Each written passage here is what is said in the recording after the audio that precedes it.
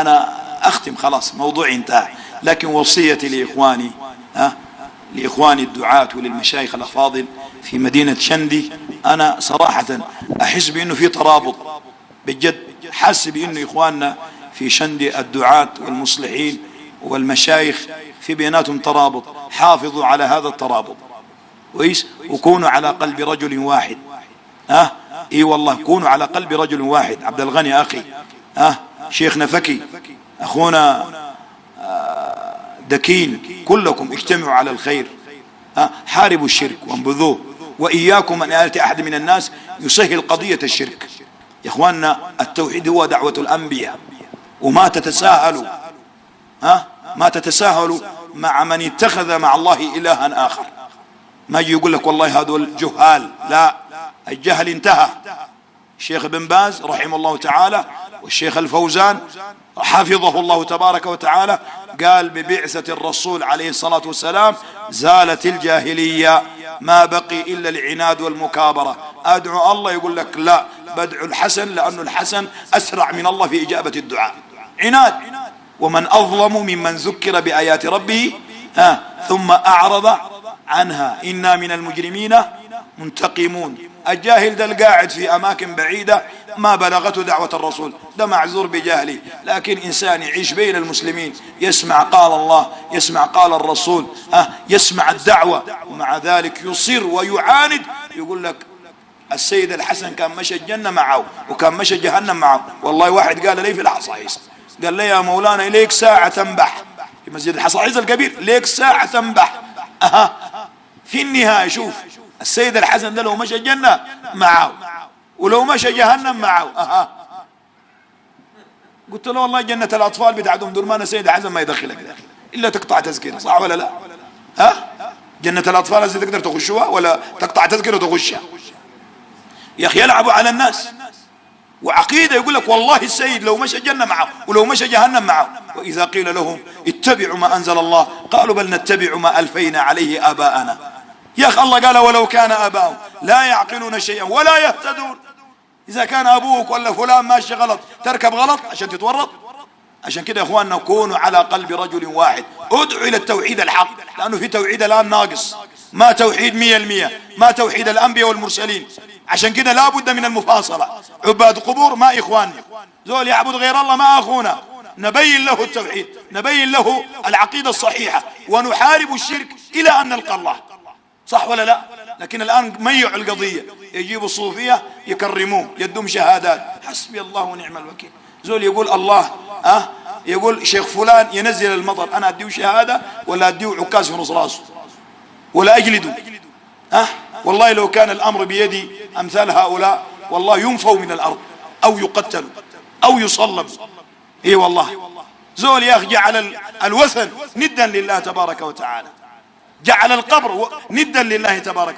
ده أنا أقرب وأديه شهادة وأكرمه وأقول إخواننا الصوفية وإخواننا إيه والإيه والمجاملات واللعب باسم الدين. إخواننا الدين ما فيه مجاملة، وما تخاف، ما تقول والله الجماعة دي حيقطعوا الرزق، لا يا أخي الرزق عند الله والله. فاصدع بما تؤمر وأعرض عن المشركين.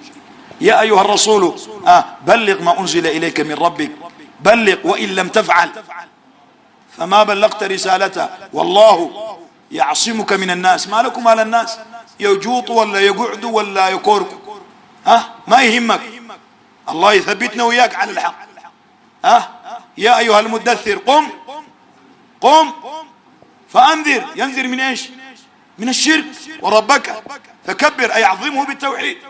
لكن الآن الناس والله يا أخواننا إلا من رحم ربك وقليل ما هم من يجعل التوحيد هو الأساس.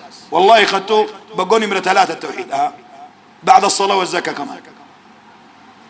والله المنابر هذه لو ما بنيت على التوحيد لا بارك الله فيها، لا بارك الله فيها. هذه المنابر بنيت من أجل التوحيد.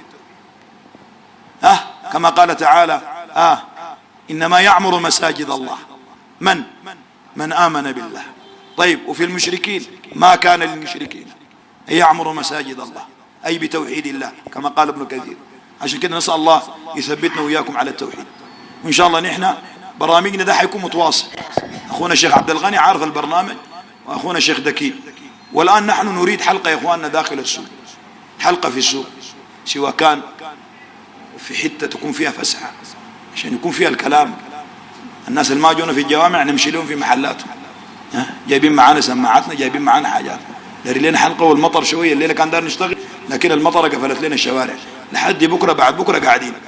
فأنا أرجو من الإخوة إنه يتعاونوا، يحددوا حتة كويسة يتفقوا عليها عشان الناس يقدروا يشتغلوا. والله بالذات الفترة الجاية دي صراحة يا إخواننا دايرة شغل. والله زمان قضية واحدة، لكن الآن بقت قضايانا كثيرة، علمانية وشيوعية، وناس عندهم رأي في الله، وناس عندهم رأي فيك أنت، وناس عندهم رأي في الدين. اشتغلوا يا إخوان، والله هذه فرصة. الآن ده الوقت إنه الناس يشتغلوا دعوة، بلغوا، ارفعوا الهمة، انتشروا في القرى، اعملوا برنامج، انطلقوا. يا أخي الخلافات دي خدتوها ورا، انتوا تابع لمنو؟ معانا ولا مع الخيانة؟ لا معاك ولا مع الخيانة، كلا إن معي ربي سيهدين. شنو تعالي انت مع منو؟ انا مع الله. شايت وين؟ ضد الهوى. زمان يا شيخ محمد لو البقى هوى ماشي كده، الشوط الاول بنبقى بيجاي ونشوت مع الهوى، لو اي شوطه شوتها من بعيد تاخ بتخش جوا. الشوط الثاني الهوى يقيف، الجماعه يتورطوا. فهمتوا؟ في ناس بيلعبوا كوره ولا ما؟ الفريق الشاطر لما الهوى يكون ماشي كده شديد يقول للحكم يلا اعمل القرعه، لو القرعه وقعت لك يقول للحكم شايدين كده، تشوتها من اي مكان، حبوبتك لو شاتتها تخش جول، لانه الهوى بيلعب الكوره لما تخش الشبكه، صح؟ يجي الشوط الثاني لما هم يجوا بيجاي الهوى ماله يجيب. حسب بعض الناس يقول لك انت معانا ولا مع الخيانه؟ يا اخي لا معاك ولا مع الخيانه. شايت وين؟ شايت ضد الهوى بتاعك ده. فجزاكم الله خير يا اخوان، وصيتي دي ما تنسوها الشيء. انا اعلم ان هذا المجلس فيه مشايخنا اللي هم افضل مننا واحسن مننا واكابر، لكن هذه من باب الوصية.